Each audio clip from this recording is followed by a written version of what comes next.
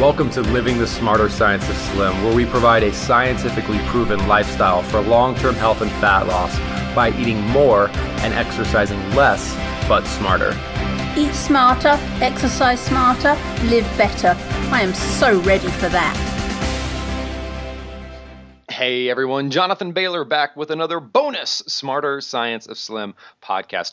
Truly a treat to share with you today. We have a wonderful author and nutrition editor with us today. She is the nutrition editor at EatingWell, the magazine, as well as EatingWell.com, and she's a registered dietitian who holds a master's degree in nutrition communication. That's cool. I didn't know you could get a degree in nutrition communication. I like that. From the Friedman School of Nutrition Science and Policy at Tufts University. She's also a registered dietitian, and if you forgot, she is the nutrition editor at EatingWell magazine. Brierley, Wright, welcome to the show. Great. Thank you so much for having me, and thank you for that really wonderful introduction. I feel honored. My pleasure. My pleasure. Well, I nutrition communication, that's a cool degree. I didn't know. Well, tell me about nutrition communication. I might want to go get me one of those degrees. I know, right? It's really, it's pretty cool, but they just teach you how to communicate about nutrition, and it sounds, maybe that sounds a little dry, but for us science nerds, it's really fun to take, those super technical studies and learn how to talk about them in language that the average person can understand, or, turn them into cocktail party trivia. So, I have a lot of colleagues who do totally different things with it. They work in marketing and advertising. And for me, I ended up at EatingWell magazine, EatingWell.com, and I spend my time delivering nutrition and health news that you can use is what I do. News that you can use. That's the kind of news I like. Yes. Well, speaking of news, actually, this just came out, I believe, in the past 24 hours. And I'm curious, given your history with nutrition communication, this seems to happen often. And again, I haven't read the full study, but I've seen a couple headlines and scanned the articles. There appears to have been a recent study that came out, which is being talked about in the media, that vegetarians are healthy. Like, there's this big study that was done, but when you actually read this, it seems like what it's actually saying is people who eat more vegetables are getting these benefits. And there's obviously a conflation there, right? Like, saying you're a vegetarian, you could be a vegetarian and you could eat nothing but sugar, and technically you're a vegetarian. But what the study is actually showing is that people who eat more vegetables are healthier. Are you familiar with the study, and have you seen other things like this in the media?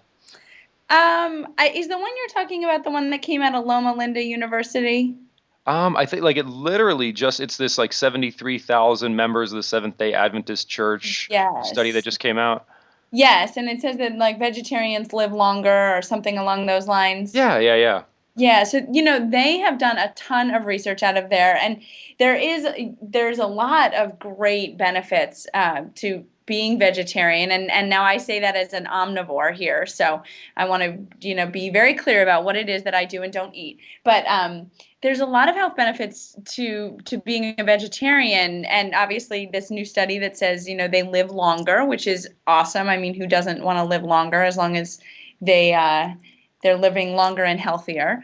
And there's some other research about how vegetarians are leaner than meat eaters or carnivores, but you're dead on that it really is all about what is in your vegetarian diet. And if we're talking about white box pasta and refined carbs and candy, yeah, that might be a vegetarian, but definitely not going to be any healthier. So you're right, it's about eating more vegetables, healthy vegetables. It's about eating good plant-based sources of protein. It's about eating nuts. It's about eating healthy fats.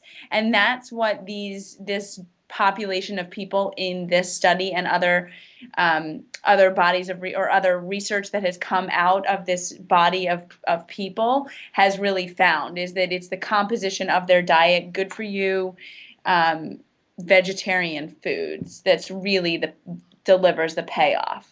Brierley, that's a great example of excellent nutrition communication there, because it seems like this conflation happens so frequently. Whereas one way to look at this, the way this study is being presented to the media, is when you look at a group of people who go out of their way to make deliberate, healthier choices about their diet, they seem to benefit more than people who don't do that. Which, like, is not saying, because the way people read these articles is clearly my moral stance to not eat meat is the right thing to do now, which again, I'm not knocking that, but like this is actually not necessarily a testament to everyone should stop eating meat. It's this, what this study is showing is that if you have a group of people who actually go out of their way to eat more nutrient dense food and you compare them to a group of people that doesn't do that, well, of course the former is going to have more health benefits than the latter. But that's a totally different point than saying vegetarians live longer than meat eaters, isn't it? Yeah. Well, it is. You're right. It really is about like what the composition of the diet is, and the fact that this one group of people, be them vegetarians in this particular example, have all of these excellent health benefits, including living longer. And you're right. It really isn't necessarily fair, because you could have someone who is a meat eater, but that also eats, an enormous salad every day for lunch, and they only use meat as like a tasty flavor addition, on top of their salad, or that they, eat a very, appropriate, healthy portion size of meat or fish or poultry or something along those lines. And then they have, delicious cruciferous vegetables and fresh fruits and that sort of thing. And they could be far healthier than someone who classifies themselves as a vegetarian, but predominantly eats, white carbohydrates. It's just fascinating, Brierley. And I'm curious about your insight here, because obviously what you do at EatingWell magazine and also your formal training, because there seems to be such a shortage of what I would call reasonableness. And actually, a good example of reasonableness is Dr. Joel Fuhrman, who is some people call him a vegetarian. He's actually not. He's just an advocate of a plant-based diet. And he wrote an article called What You Need to Know About Vegetarian or Vegan Diets, in which he basically not basically, this is a literal quote from the article: you can achieve the benefits of a vegetarian diet without being a vegetarian or a vegan. Because so often, now that's the quote, I'm editorializing now, because so often, again, the key here is eating more nutrient dense foods. So if you were to say, like, liver is a phenomenon, it's one of, if not the most nutrient dense foods calorie for calorie in the world. It's not the, but it's one of, and certainly wild caught Alaskan salmon. Like, oftentimes in the media, we also conflate all animal products, which seems odd, right? Like, pink slime is obviously not the same as organic grass-fed beef liver, just like we wouldn't conflate sugar with spinach. Why is there so much almost mudslinging, and why is this almost a moral political debate rather than just talking about nutrition and how to maximize it?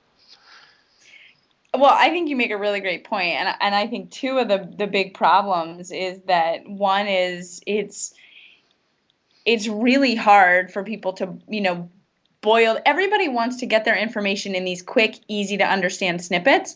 And the fact of the matter is that even though that's what I spend my day doing, is you kind of need to take it with a grain of salt and look at the bigger picture. Mm-hmm. And so what people are saying is they're looking at this research and you could say the same thing about the Mediterranean diet, honestly, is that if you eat like a Mediterranean, if you eat a vegetarian diet, you're going to be healthier for all of these reasons. But the reality of the matter is that you can still incorporate those core principles into your diet and not necessarily be a vegetarian or be a Mediterranean diet follower. So I think that's the thing, is that people understand their information in snippets. And so the people that are delivering it in a way where they can categorize it. Like, okay, you need something you can really latch onto and run with. So vegetarian, it's easy to say, this is what a vegetarian eats. Mediterranean, it's really easy to say, this is what a Mediterranean eats. It's a lot harder to be like, well, so if you take these core principles and incorporate them into your diet, you can achieve these same results. People don't really hear that very well. They attach to, okay, this is the healthy way to do it. I need to do this. I think the other thing too is that, as you were talking about some of the different types of, protein sources, is that a lot of times there just isn't the research around it. So you were talking about like grass-fed beef versus pink slime. Like, the problem is when we talk about meats and poultry, like, now there is more research coming out that kind of helps classify which types you might go for from a health perspective. I'm completely not even going anywhere near the ethical, environmental here. Okay, we're just going to ignore that, which is hard to say, but we're just going to ignore it for a minute.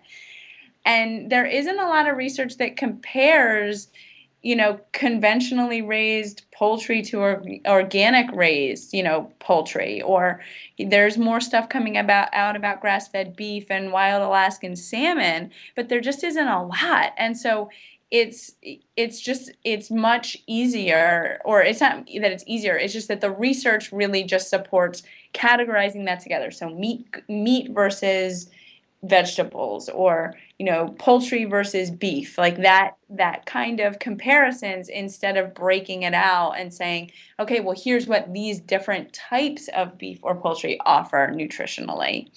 I love that you brought up, Brierley, this idea of like, well, what does the research have to say? Because one of the things that's been most shocking to me, and I'm curious to get your take on this, is, and let's take this away from, I appreciate you saying, let's put the moral and environmental issues on the side, because that's not what we're talking about. We're talking about nutritional science here, and that's a separate subject. Let's even put almost vegetarianism on the side, and just pull out this corollary of a quote-unquote plant-based diet, which sometimes is this focus on eating a low-fat diet, because eating a low-fat diet has been proven, in quotations, to be healthy for you. But it seems like in my research, there's about $1 billion worth of research that we've done that has tried to prove that a low-fat diet is healthier, and in fact has failed to do so. So, I mean, is it fair to say we actually are at a bit of a loss to say that any particular lifestyle has been clinically proven to be the healthiest way of eating? Oh, that's a tough question. I think that it really is hard to say that one particular eating pattern is the best way to go, because it's always based on a comparison. And what is that comparison point? So if you're looking at vegetarian, what are you comparing vegetarians to? Meat eaters, omnivores? Well, what does their diet look like? When you're talking about the Mediterranean diet being healthy, well, what's the comparison point? And oftentimes, and this is getting like really technical here, so stop me if I'm going too far. Oh, no, go for it. I love it. With some of the Mediterranean diet studies, they've compared it to a low-fat diet. And a lot of the there are definitely some experts out there who have then looked at that quote-unquote low-fat diet and have said, well, actually, that's not really a low-fat diet that you're comparing it to. You're calling it a low-fat diet in your study, but in reality, the percentage is very similar to what the average American eats. So we're talking like 30% fat, not like terribly low fat. So that's the whole point that I'm getting at here, if I can step back and look at the bigger picture, is that to say that one way of eating is the healthiest way of eating, it always has to have a comparison point. It's healthier than, and what is that way that we are eating? So no, I think you're right that to say that something is clinically proven to be the healthiest way to eat is really not fair. And because it obviously always has that comparison point to it. I think the other thing too is we have to consider what is it that people are actually eating. So you take people in a research study and you have two ways of looking at them. You can either look at A, what they tell you they're eating, or B, what you force them to eat in a lab. And a lot of the studies that are done with tens of thousands of people over many, many years are the studies that ask people what they're eating. Now, I don't want to assume that people are lying, but people often have a misperception of what they are eating, and they don't necessarily have the best memory. And frankly, I fall victim to that. Please don't ask me what I ate this weekend for dinner. Tuesday. I guess the devil is in the details here, and the problem in general is that it's not to say that the research is flawed, but the research can only be so perfect. It can't be perfect. It can be as good as it can be to get the right information to then deliver the final results and the conclusions that the rest of us need and want to hear moving forward. It's certainly a sticky way. I mean, nutrition communication, that's got to be like a burgeoning field, because this is a tough area, because like you mentioned, these epidemiological studies, these studies which ask large populations of people what they do. Brierley, that there is so much just straight up conflicting research, quote unquote research, because it's like how you slice that data. I mean, a simple example is we talk about the I might mispronounce the China Cornell Oxford project that we're talking about vegetarians and plant-based diet, and that's the study, the book the China study was based upon. And for example, everyone, like, that book is very much you should eat only plants, you should not eat any animals, but then the chair of the Harvard School of Public Health, Walter Willett's comment on the China Cornell Oxford project was, and I'm quoting, "A survey of 65 countries in rural China, however, did not find a clear association between animal product consumption and the risk of heart disease or major cancers." Now, let me add one thing. T. Colin Campbell, who I respect very much, had on the show recently, wrote in a paper, an actual paper that came out, I think, 2 years after his China study book. I'm quoting now, "It is largely vegetarian inland communities who have the greatest all-risk mortalities and morbidities." Which both of those are like, wait, what? I don't understand. Yeah, so then the question is, well, what is it that these inland communities are eating versus their coastal counterparts that all of a sudden makes their coastal counterparts so much healthier, apparently? Or that's my assumption, is that the comparison point would be if you're talking about inland versus coastal, maybe. Well, and it's just, I also think sometimes we pass up I think, maybe I'm trivializing things, the obvious underlying cause, which is, like, I don't care if your diet is plant-based or animal-based, if you eliminate non-food and you don't, like, that will do so much more. I mean, like, saying eat a vegetarian diet or eat a carnivorous diet misses the point entirely. The point is, eat foods that provide you with the most of the stuff you must have and the least of the stuff you don't. And those come from both plants and animals. So why are we, like, having this political debate? I don't understand. Yes. Well, I mean, I'm a really firm believer of everything in moderation and really focusing on nutrient-dense foods. And you need to do, what works for you. And for some people, they choose to not eat meat, poultry, fish for whatever, ethical, environmental reason. But they still have to get some of those nutrients from somewhere else. And it's just funny how I just think sometimes maybe it's human nature to conflate things, because even, like, oftentimes, quote unquote, plant-based diet, technically the way I advocate eating, not technically, in reality, the way I advocate eating a sane lifestyle is plant-based. The vast majority of the food you're eating is coming from plants, it's coming from vegetables and whole food fats like cocoa, coconut, avocado, flax, and chia, but it also has a great proportion of the calories coming from nutrient-dense proteins. But what I'm saying here is that you have oftentimes individuals who advocate a plant-based diet, of which I am also an advocate, just a different kind of plant-based diet, say things like, you should eat a plant-based diet because it's low in fat. Well, that's not true. For example, cocoa, coconut, avocado, flax, and chia are wonderfully healthy sources of fat, and technically you could be eating a plant-based diet if you ate nothing other than coconut, which would give you about 90% of your calories from saturated fat. Now, would they consider that to be a healthy diet? Like, I know we can't get into all this nuance, but sometimes making these absolute claims seem to just, I don't know, they polarize people more than helping anyone. What do you think? Well, I think you're right. I mean, if you're saying eat a plant-based diet because it's low in fat, sure, if your plant-based diet is predominantly fruits and vegetables, yes, that's going to be low in fats, bearing in mind that you're not dousing them in oil or butter, or, well, I guess butter wouldn't necessarily qualify as plant-based, but or coconut oil. It's a saturated fat. It's going to kill us. Yes. Well, and that's the thing, is that if you are saying, oh, well, coconut oil, it's plant-based, so I can eat as much of it as I want, there is a lot of saturated fat in there. And so I think even when you're eating a plant-based diet, it's still about variety. no matter what your diet is, it's about variety. But I agree with you that people do, they tend to conflate the benefits of these different diet eating patterns, and it just becomes, there ends up being a lot of misinformation.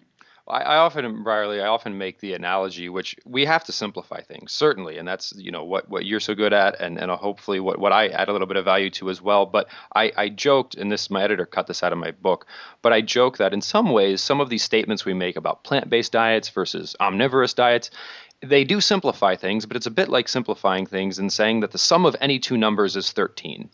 Like, that simplifies things, but it's wrong. Like, the sum of any two numbers isn't 13, and to say that is not helpful to anyone. Right. No, it's true. It's very true.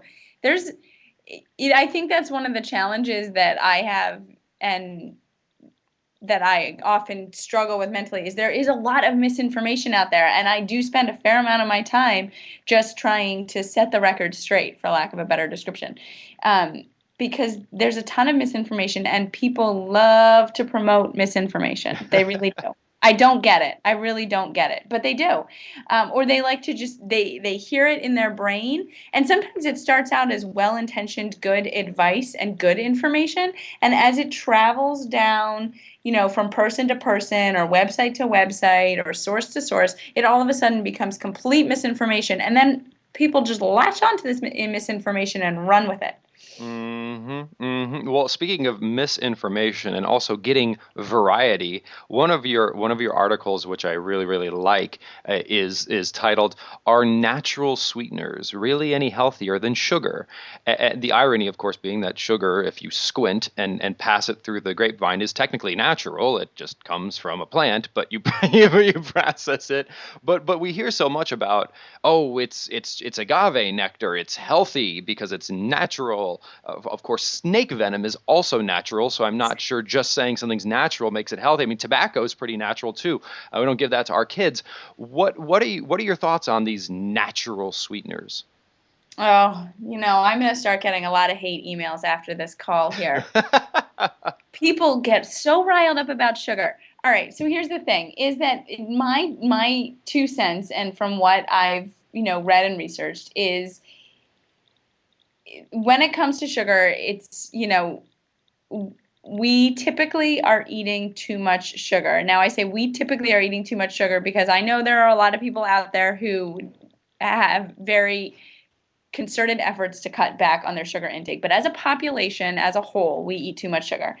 And the going natural, natural, I'm using air quotes here, which you can't see, but going natural doesn't really make it any healthier. It's still sugar. It's still, extra calories that we don't need. And depending on the type of sugar or sweetener, I should say, that you're choosing, there might be more fructose in it than there is in another, sweetener of choice. And really what it comes down to is the fructose is the problem. What is the word I want to use? Problem nutrient, ingredient. That's the problem there. So I am not a big advocate of saying, oh, it's fine that you're adding that sweetener to it because it's natural. Like, no matter what, whether it's straight up, granulated sugar or something else that you consider more natural, the point is you're still supposed to eat it in moderation. Woohoo! I completely support what you just said in the sense that your body is not like, oh, bees made this. Oh, okay, well, I'm not going to give you fatty liver disease if you eat too much of this because it came from bees. Like your body does not go through that thought process. But that's not what the food manufacturers would lead us to believe, right? They've got the nice little bees on that container of honey, and they tell us it's all natural, and they try to make us think that it is even healthy for us because it's natural, and clearly that is false. Correct? Yes. And a lot of it is in the packaging. They make it look a heck of a lot better than that bag of granulated sugar that you buy on the bottom shelf of the baking aisle. So it just looks better for you with the way that it's packaged. And so people are naturally drawn to it, going like, oh, right, this is a better choice. Yeah. No, it's not. I love it. Oh, and it's similar to almost to, and it spans both plant and animal products, right? Because you see with some of these dairy products, this picture of a farm with happy cows walking around in their wild grasslands, and in reality, that's the worst freaking factory farm. I mean, it happens with both plant foods and animal foods that this industrialized food complex is just really not being above board with us in terms of how we're getting our food. Is that accurate? Yeah, I mean, I am very fortunate in that I live in Vermont, and it is very easy for me to follow the advice of get to know your local farmer. The reality of the matter is that that is not easy for the majority of America. So you're right. No, these like this beautiful, rolling hills with cows frolicking, and they almost look like they're smiling on the package. I mean, yes, you want it to happen, and yes, you can find farms and you can find milk that comes from that kind of environment. But on a large scale, it's not where we're getting most of our food. And frankly, as much as I love the local farm movement, it's not fair to tell the general American public that that's what they should do, because there aren't enough small farms out there to support our food needs. There just aren't. I think it's important to support them, absolutely. And here I'm going on an ethical tangent. I think it's really important to support them, and if you can, you absolutely should. But it's not a fair message to tell the general public, because it's just not easy. Brierley, I think that is a critical point, because so often if our message is one of perfection, people tend to, again, we'll do this polarization thing where it's like if we say the only way to be right and good is to do local, organic, blah, blah, blah, blah, blah, and people say, well, I can't do that, so I'm just going to drink Coke and eat McDonald's, because it's either I'm good or bad, and if I can't achieve that, which is good, then I might as well be bad. So That's why you got to come to people where they're at, it sounds like, rather than just saying, like, this is perfect, and other than perfect, you're a failure. Yes, exactly. I could not agree with you more. I can't even remember what the piece was that I was working on for the magazine a couple years ago. And anyway, I was having this communication with this researcher, and it was about organic versus conventional, and the fact that, should you really try so hard to aim for eating only organic? And what he said, and I'm paraphrasing here because it was a couple years ago, so I don't remember his exact words, but basically what he said is, he's like, look, if you're going to choose to eat that fruit or vegetable, choose to not eat that fruit or vegetable because it is not organic, you're still missing out on all of these great vitamins and minerals and phytochemicals. So if you can't find the organic version, or you can't afford the organic version, it doesn't mean you shouldn't eat it. Just eat it, because you're still gonna get it. And on another day, or at another store, or at another time of year, sure, try for the organic if it's important to you. But don't say no to like a whole class of fruits or vegetables because you either A, can't afford them organic, or B, can't find them organic. Because the fact of the matter is, like, there still are great vitamins and minerals and phytochemicals in there that are awesome to add to your diet. Brierley, that is excellent advice, and I really can't agree with it any higher. And because of that, I'm actually going to close our interview on that point, because I think we've hit an apex. Is that okay? Sure. Well, Brierley, thank you so much for joining us. The time has just flown by because we've had a wonderful discussion about how we can communicate nutrition, like your degree. I went off on a tangent and we never went back, but that's okay. So, Brierley, again, thank you for joining us, folks. We've been talking to Brierley Wright. She is the nutrition editor at EatingWell, both eatingwell.com as well as the magazine, and she is awesome, as you can tell. And if you want to learn more about her, just check out eatingwell.com and do a quick search, and she's a blogger, and you just find Brierley Wright. You can read all of her wonderful articles. Brierley, thank you so much for joining us. Thank you so much for having me. This was really fun. Oh, well, thank you. It's been a pleasure. And listeners, I hope you enjoyed today's show as much as I did. And remember, this week and every week after, eat smarter, exercise smarter, and live better. Talk with you soon.